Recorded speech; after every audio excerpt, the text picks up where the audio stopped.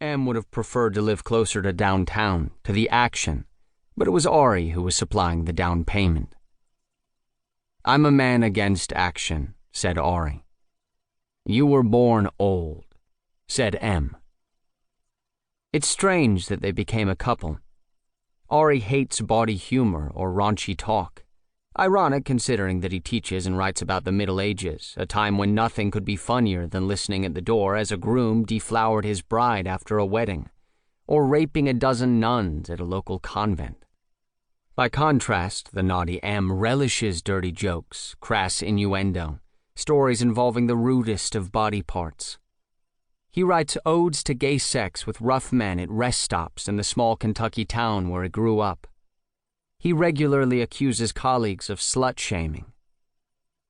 And in the final months of their marriage, Em regularly bemoaned their vanilla sex life, comparing their bedroom to that old Woody Allen joke about a restaurant where the food is terrible, and such small portions.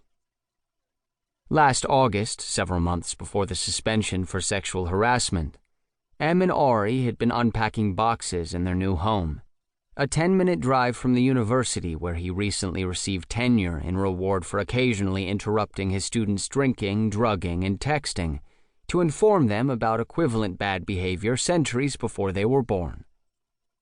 Em was making a show of straining to lift a heavy cardboard box, which oddly the movers had marked in all capital letters, "Cat House."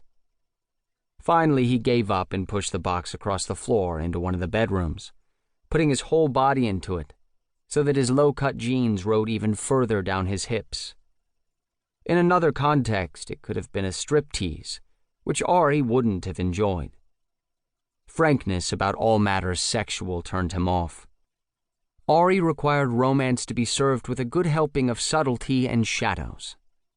He'd once stopped an encounter cold when Em turned on the lights midway through, so they could see themselves performing in the bedroom mirror. Ari was in the kitchen, carefully unwrapping a coffee mug that said, "In dog years, I'm dead." A present from Em, who used to give more thoughtful gifts like books of poetry, and once a heavy Latin dictionary Ari had been craving. Ari didn't care for the mug, but couldn't throw it away. Em came in holding a heavy blue book in his hand, a high school yearbook. "Who's Justin?" Ari backed himself against the sink, pressing the mug against his chest. "What?" he said. Em opened the book to the inside of the back cover, pointed to a few scribbled lines, and held out the book for Ari to read. "Justin," he said. The way he said the name felt dirty, or maybe like an accusation. "I already know what it says," said Ari, finally setting down the mug on the chipped countertop. They were hoping to replace it someday with some tasteful quartz. "I just was surprised to hear you mention his name." "He wrote, 'Thanks for the candy. You're so sweet,'" Em recited. "Yes, he did write that," said Ari, turning to face the sink. "He's just, well, that's his sense of humor." "You're so sweet? That doesn't sound like a joke. Was he cute?" "I don't know," said Ari, digging around in a cardboard box marked fragile. "I never realized we had so many damned coffee mugs." "This is the most romantic thing I've ever heard about you," said Em. "What does he mean, thanks for the candy? Is that code for something nasty? He must have been cute." "Very well, give me that book. You can judge for yourself." Ari takes it and flips to the relevant page with Justin's picture.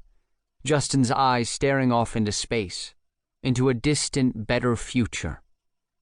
Ari's reluctant to let the book go, but he does. Satisfied? "He's black," said Em. "And? So you like black guys? Ari, you should have told me. I know lots of cute black guys. We could finally have a threesome."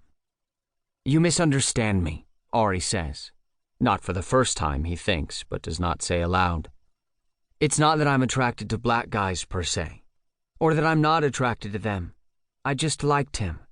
Not his race, him." "Where is he now?" "I don't know."